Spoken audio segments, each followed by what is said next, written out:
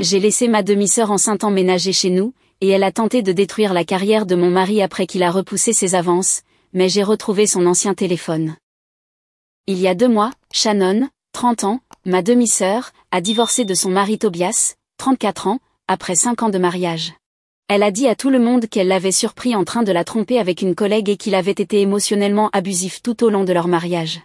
Toute la famille a été bouleversée pour elle, d'autant plus qu'elle a révélé être enceinte de 4 mois juste après avoir déposé la demande de divorce.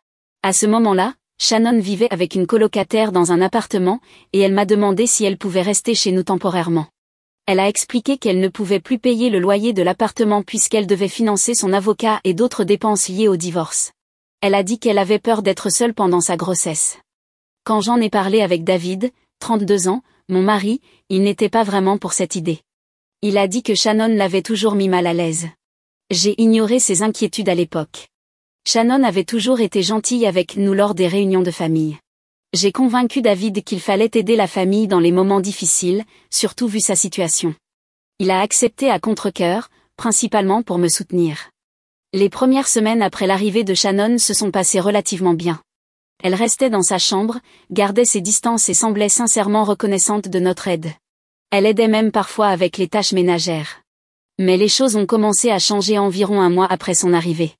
Shannon s'est mise à porter des vêtements plus provocants à la maison, surtout quand David était là. Elle se promenait en nuisettes courtes ou en vêtements de sport moulants, ce qui semblait étrange venant d'elle. J'ai aussi remarqué qu'elle trouvait souvent des excuses pour se retrouver dans la même pièce que David. S'il travaillait dans le bureau, elle avait soudainement besoin d'imprimer quelque chose. S'il était dans la cuisine, elle avait faim à ce moment précis. David a commencé à dire que Shannon le mettait mal à l'aise. Il m'a dit qu'elle faisait des commentaires suggestifs quand je n'étais pas là, comme lui demander s'il avait déjà pensé à ce que ce serait d'être avec quelqu'un d'autre, ou encore lui dire à quel point j'avais de la chance d'avoir un mari aussi séduisant. Elle trouvait aussi des excuses pour le toucher, le frôlant dans le couloir, posant sa main sur son bras en parlant, ou demandant de l'aide pour attraper des objets qu'elle pouvait facilement atteindre seule. J'ai honte de l'admettre, mais je n'ai pas pris ses inquiétudes au sérieux. Je pensais qu'il exagérait et je lui ai dit qu'elle essayait sûrement juste d'être amicale. La semaine dernière, j'ai décidé d'organiser une baby shower pour Shannon. Elle avait dit plusieurs fois qu'elle était triste de ne pas pouvoir célébrer sa grossesse à cause du divorce, alors je voulais lui faire plaisir. J'ai invité des membres de la famille et quelques-unes de ses amies proches. La fête s'est bien passée. Tout le monde avait l'air de s'amuser. Shannon semblait heureuse, et il n'y a eu aucun problème apparent. Mais tout a explosé le lendemain. Shannon a publié un long message sur les réseaux sociaux affirmant que David l'avait harcelée sexuellement pendant toute la durée de son séjour chez nous. Elle a dit qu'il faisait des commentaires inappropriés quand je n'étais pas là, qu'il entrait délibérément dans la salle de bain quand elle s'y trouvait, et qu'il essayait de la toucher dès qu'il en avait l'occasion. Le pire, c'était son affirmation que, pendant la baby shower, David l'aurait coincée dans la cuisine et tenté de l'embrasser de force, ne s'arrêtant que lorsqu'il a entendu quelqu'un arriver. La réaction de ma famille a été immédiate et violente. Ma belle-mère Claire m'a appelée en hurlant, disant qu'elle avait toujours su que David avait quelque chose de louche et qu'elle ne pouvait pas croire que j'avais laissé un prédateur entrer dans notre famille. Mon père m'a envoyé un message disant qu'il était dégoûté par nous deux et qu'il avait besoin de temps pour digérer tout ça. Les amis de Shannon ont commencé à envahir les réseaux sociaux de David avec des messages de haine, le traitant de prédateur et menaçant de le dénoncer à son école. David était complètement anéanti. En tant qu'enseignant, ce genre d'accusation pouvait non seulement lui coûter son emploi actuel, mais détruire toute sa carrière. Il avait du mal à parler lorsqu'il m'a montré les courriels qu'il recevait. Certains parents de son école avaient déjà vu la publication de Shannon et demandaient qu'il soit renvoyé. J'ai essayé de parler à Shannon pour comprendre ce qui se passait. Elle a éclaté en sanglots, disant qu'elle ne pouvait pas croire que je choisissais mon agresseur plutôt que ma sœur enceinte. Elle a dit qu'elle avait eu peur de me le dire plus tôt parce qu'elle savait que je ne la croirais pas. Claire l'a soutenue, me disant que j'étais aussi coupable que David de ne pas croire sa fille enceinte, qui avait déjà vécu tant de traumatismes avec Tobias. L'ambiance dans notre maison est devenue invivable. David ne sort presque plus de notre chambre quand Shannon est là, disant qu'il a peur qu'elle fasse encore d'autres accusations. Il a suggéré qu'on lui demande de partir, mais toute ma famille insiste sur le fait que mettre une femme enceinte à la porte prouverait que tout ce que Shannon a dit est vrai. Ils disent que seuls des monstres mettraient une future maman à la rue sans endroit où aller. Je suis complètement perdue. Mon mari est en train d'être détruit par ces accusations, mais Shannon vit toujours chez nous parce qu'on a peur d'aggraver encore la situation. David ne cesse de répéter qu'on doit la faire partir avant qu'elle n'aille encore plus loin, mais ma famille ne me le pardonnera jamais si je le fais. Shannon est censée accoucher dans 4 mois et affirme qu'elle n'a nulle part où aller. Je ne sais plus quoi faire. Est-ce que je serai la méchante si je la mets dehors après tout ce qui s'est passé? Mise à jour 1. Après mon dernier message, j'ai passé plusieurs nuits blanches à réfléchir à tout ce qui s'était passé. Quelque chose ne collait pas dans l'histoire de Shannon. Le moment de ses accusations, son comportement avant la baby shower, et surtout, le contraste total entre ses propos et l'homme que je connais depuis 7 ans. J'ai décidé d'aller au fond des choses. Le plus dur, c'était de savoir comment contacter Tobias. Shannon avait pris soin de le couper totalement de la famille après leur divorce. Elle l'avait bloqué sur tous les réseaux sociaux, supprimé son numéro de mon téléphone il y a des années quand ils ont commencé à avoir des problèmes, et avait fait promettre à tout le monde de ne pas garder contact avec lui. Il m'a fallu 3 jours à fouiller dans de vieux emails, puis contacter un ami commun pour obtenir son numéro actuel. Quand j'ai enfin réussi à parler à Tobias, sa réaction face aux accusations de Shannon contre David m'a complètement prise au dépourvu. Il n'était ni en colère ni sur la défensive. Il a juste poussé un long soupir et dit qu'il aurait dû parler plus tôt. Ce que Tobias m'a révélé ensuite a complètement bouleversé tout ce que je croyais savoir sur leur divorce. Selon lui, c'est Shannon qui avait été infidèle, pas lui. Elle avait une liaison avec son collègue Jake depuis des mois avant leur séparation. Tobias les avait surpris ensemble un soir en rentrant plus tôt du travail à cause d'une migraine. Et ce n'était même pas la première fois.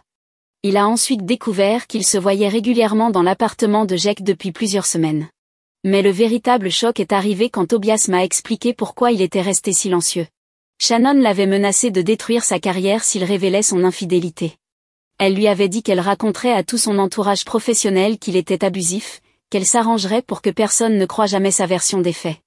Tobias travaille dans la finance d'entreprise, où la réputation est cruciale, et il ne pouvait pas risquer ce genre d'accusation. Tobias m'a envoyé un dossier de preuves qu'il gardait, au cas où. Il y avait des captures d'écran de messages entre Shannon et Jake, datant de plusieurs mois avant le divorce. Des enregistrements de caméras de sécurité de leur maison montraient Shannon en train de faire entrer Jake pendant que Tobias était au travail. Il y avait même des emails où Shannon le menaçait de ruiner sa vie s'il parlait de Jake à qui que ce soit. Il m'a dit qu'il s'était tué au départ à cause de la grossesse. Malgré tout ce que Shannon avait fait, il ne voulait pas la stresser et mettre en danger le bébé.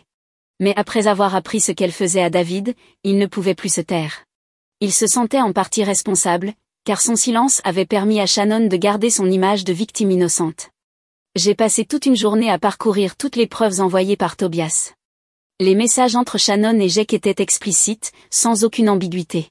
Ils organisaient des rendez-vous, parlaient de leur avenir ensemble, et même de la façon dont ils allaient gérer les choses une fois que Shannon aurait quitté Tobias. Tout était là, noir sur blanc. J'ai confronté Shannon avec tout ce que j'avais découvert. Je m'attendais à ce qu'elle nie ou tente de se justifier, mais elle s'est complètement effondrée. En larmes, elle a admis avoir inventé les accusations contre David. Elle a dit qu'elle avait développé des sentiments pour lui ces dernières semaines. David était toujours gentil avec elle, prêt à aider, et elle pensait qu'ils avaient une connexion spéciale. Quand elle a finalement tenté sa chance et qu'il l'a fermement repoussée, elle s'est sentie humiliée. Elle a voulu lui faire du mal comme elle pensait qu'il lui en avait fait. Elle a avoué avoir planifié ses accusations avec soin, en attendant le baby shower, un moment où tout le monde suivait ses publications. J'ai enregistré toute notre conversation, en espérant que cela pourrait aider à blanchir David. Mais lorsque j'ai tout montré à ma famille, les preuves de Tobias et la confession de Shannon, ils ont quand même refusé de nous croire. Claire nous a accusés d'avoir manipulé ou soudoyé Tobias pour qu'il mente. Elle a dit que nous avions sûrement menacé Shannon pour qu'elle avoue. Mon père ne nous parle toujours pas. Le pire, c'est que Shannon vit encore chez nous. Claire a menacé de dire à tout le monde que nous avons mis dehors une femme enceinte en plein 2e trimestre si nous essayons de l'expulser. Elle raconte que nous essayons de forcer Shannon à revenir sur ses déclarations. David tient à peine le coup. Quelqu'un, et je soupçonne fortement Claire, a envoyé des emails anonymes à son école concernant les accusations de Shannon. Il a dû assister à une réunion avec le principal et le conseil scolaire hier. Même s'ils n'ont encore pris aucune mesure, David est terrifié à l'idée de perdre son emploi. Nous examinons nos options juridiques, mais notre avocat dit que les affaires de diffamation sont difficiles à prouver. Je me sens coupable de ne pas avoir écouté David dès le début. Il avait senti que quelque chose n'allait pas avec Shannon, mais je n'ai pas pris ses inquiétudes au sérieux. Maintenant, Sa réputation et sa carrière sont en danger, et je ne peux pas m'empêcher de me sentir responsable pour avoir insisté qu'on héberge Shannon. Mise à jour 2. La situation est devenue encore plus compliquée ces dernières semaines. Shannon vit toujours chez nous, à cause de la pression constante de ma famille. Le week-end dernier, en l'aidant à déplacer des cartons dans sa chambre pour faire de la place au mobilier pour bébé que Claire lui a acheté, j'ai trouvé son ancien téléphone caché dans une boîte à chaussures. C'était un iPhone qu'elle utilisait avant d'en changer l'année dernière, et je me souvenais qu'elle s'était plainte de l'avoir perdu pendant sa séparation avec Tobias. Je sais que je n'aurais pas dû violer sa vie privée, mais après tout ce qui s'est passé, j'avais besoin de connaître toute la vérité. Le téléphone avait encore de la batterie, et Shannon n'avait jamais changé son mot de passe. C'était toujours son année de naissance. Ce que j'ai trouvé sur ce téléphone m'a donné la nausée. Il y avait des dizaines de conversations inappropriées avec des hommes mariés de notre cercle social, datant des 3 dernières années. Elle avait des échanges explicites avec Mike, le mari de notre voisine John, James, le mari de mon cousin Peter, et même Tom, l'ex-mari de mon amie Sarah. Les messages montraient un schéma clair, elle commençait par des textos amicaux, puis les rendait progressivement suggestifs, jusqu'à envoyer des photos explicites et proposer des rendez-vous. La découverte la plus choquante était une série de messages avec le mari de son ancienne colocataire, Mark. Cela remontait à la période où elle s'était séparée de Tobias et vivait avec son ami. Les messages montraient que Shannon avait utilisé exactement les mêmes tactiques qu'avec David. Elle draguait constamment Mark, puis quand il l'a rejeté, elle a commencé à dire à Amy que Mark la mettait mal à l'aise. Les messages se sont arrêtés brusquement vers la période où Shannon avait quitté leur appartement, affirmant qu'Amy et Mark étaient méchants avec elle. J'ai passé des heures à prendre des photos de toutes les preuves. J'ai trouvé des messages où Shannon se vantait auprès d'une amie de la facilité avec laquelle elle manipulait les gens pour qu'ils croient à ses histoires. Elle plaisantait même en disant qu'elle pouvait toujours jouer la carte de la victime et que tout le monde serait de son côté. C'était glaçant de voir à quel point tout était calculé. La conversation la plus révélatrice était avec Sarah. Je ne lui avais pas beaucoup parlé depuis son divorce il y a 2 ans. Sarah avait toujours été vague sur les raisons de sa séparation avec Tom. Quand je l'ai contactée avec ce que j'avais trouvé, elle s'est effondrée et m'a tout raconté. Shannon avait causé de sérieux problèmes dans leur mariage pendant une période où elle vivait chez eux, après une dispute avec Tobias.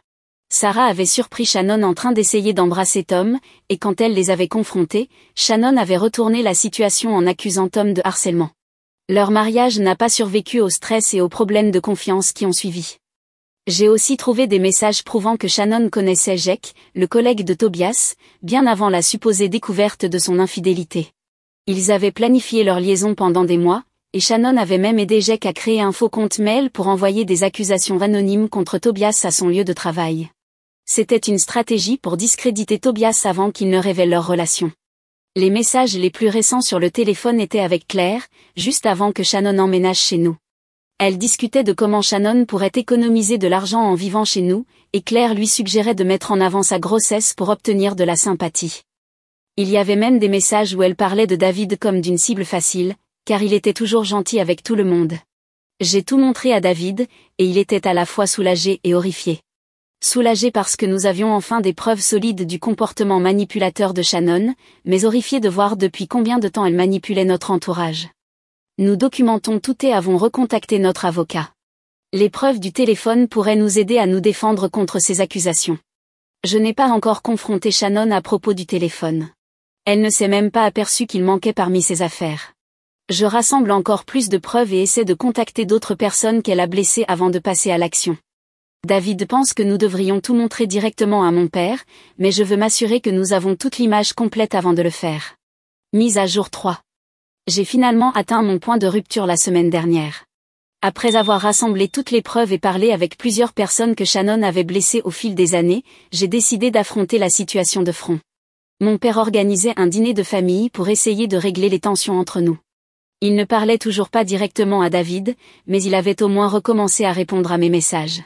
J'ai passé des jours à organiser toutes les preuves. J'avais tout imprimé, les messages de l'ancien téléphone de Shannon, les enregistrements de la caméra de sécurité de Tobias, les déclarations de Sarah et de son ancienne colocataire Amy, et même des messages d'autres victimes qui m'avaient contacté après avoir appris ce qui s'était passé. J'avais aussi une déclaration signée de Tobias expliquant tout à propos de leur divorce et de la liaison de Shannon avec Jake. Quand nous sommes arrivés chez mon père, Shannon était déjà là avec Claire. Elle exhibait fièrement son ventre arrondi en racontant à quel point tout cela avait été stressant, avec David et moi qui la harcelions. Claire tournait autour d'elle comme un chien de garde, lançant des regards noirs à David à chaque mouvement. Même mon père semblait mal à l'aise face à la tension dans la pièce. J'ai attendu que tout le monde ait terminé de manger. Shannon était en train d'expliquer à quel point David et moi essayions de la forcer à changer sa version des faits quand je me suis levée et j'ai posé le dossier de preuves sur la table. J'ai commencé par faire écouter l'enregistrement de Shannon confessant qu'elle avait menti à propos de David. La tête de chacun lorsqu'ils l'ont entendu admettre qu'elle avait tout inventé parce que David l'avait repoussée. Je ne l'oublierai jamais. Ensuite, j'ai montré les messages de son ancien téléphone, les conversations explicites avec des hommes mariés, les plans qu'elle faisait avec Jake alors qu'elle était encore mariée à Tobias, les messages où elle se vantait de manipuler les gens. Tout était classé chronologiquement, démontrant son schéma de comportement au fil des années. J'avais même des témoignages des épouses de Mike et James sur la manière dont Shannon avait essayé de saboter leur mariage. Sarah était aussi présente. Je lui avais demandé de venir raconter son histoire. Elle a expliqué comment Shannon avait essayé de détruire son mariage, comment elle avait tout retourné pour se faire passer pour la victime quand Sarah l'avait surprise à draguer Tom. Amy a partagé son témoignage via appel vidéo, expliquant comment Shannon avait tenté les mêmes manigances avec son mari Mark. Shannon a immédiatement commencé à pleurer, essayant encore une fois de jouer la victime, mais cette fois, j'avais bien trop de preuves. Quand elle a essayé de prétendre que j'inventais tout, j'ai sorti son ancien téléphone devant tout le monde pour prouver que tout était vrai. Elle a tenté de me l'arracher des mains, ce qui l'a rendue encore plus suspecte. Finalement, face à l'évidence, Shannon a craqué. Elle a tout avoué. Les mensonges sur David, la liaison avec Jake, les fausses accusations contre Tobias, tout. Elle a dit qu'elle ne voulait pas que ça aille aussi loin. Qu'elle voulait juste de l'attention après l'échec de son mariage. Qu'elle était jalouse du bonheur de David et moi, et de la bonne réputation qu'il avait dans la communauté. La réaction de ma famille a été intense. Mon père était sous le choc. Il n'arrêtait pas de nous regarder, Shannon et moi, comme s'il ne comprenait pas ce qu'il venait d'entendre. Plusieurs membres de la famille ont quitté la pièce, dégoûtés. Même Claire semblait sonner au début, mais elle s'est vite ressaisie pour défendre Shannon.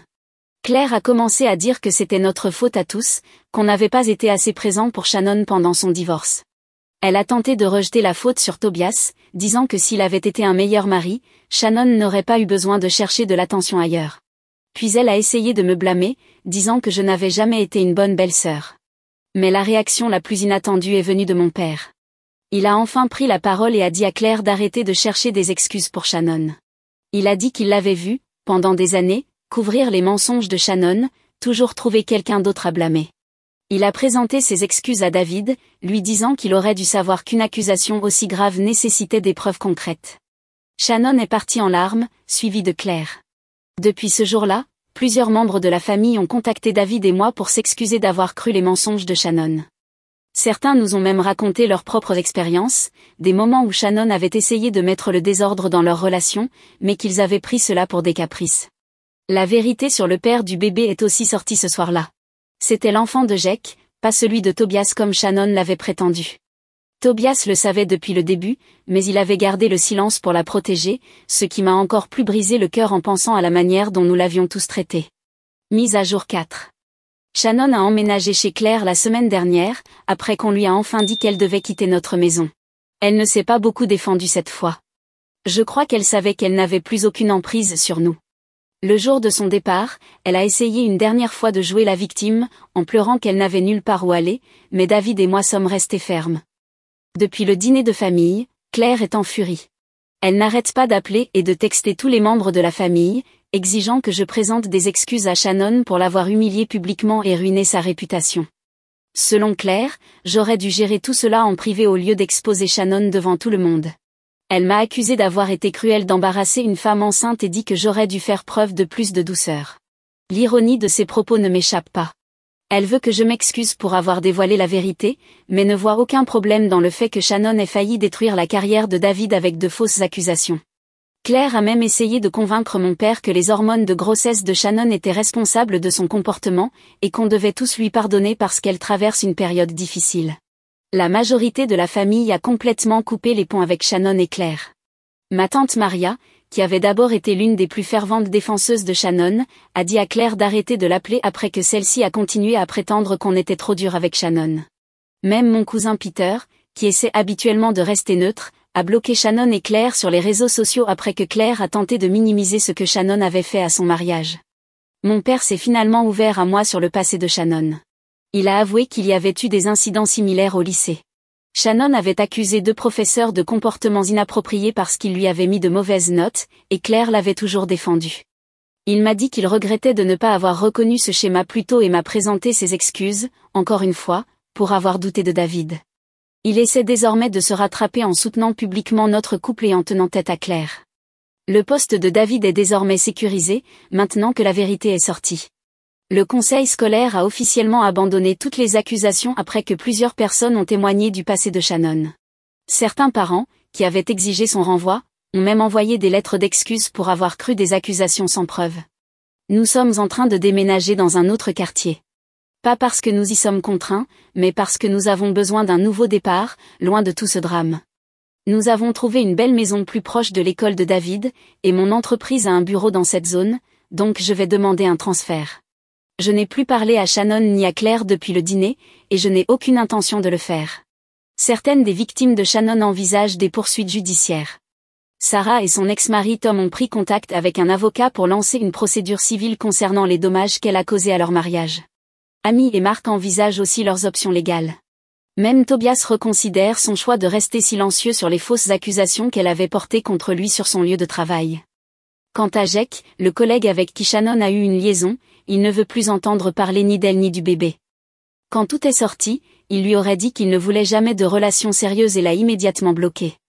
Claire raconte maintenant à tout le monde que Jake a manipulé Shannon et profité de sa vulnérabilité pendant ses problèmes de couple.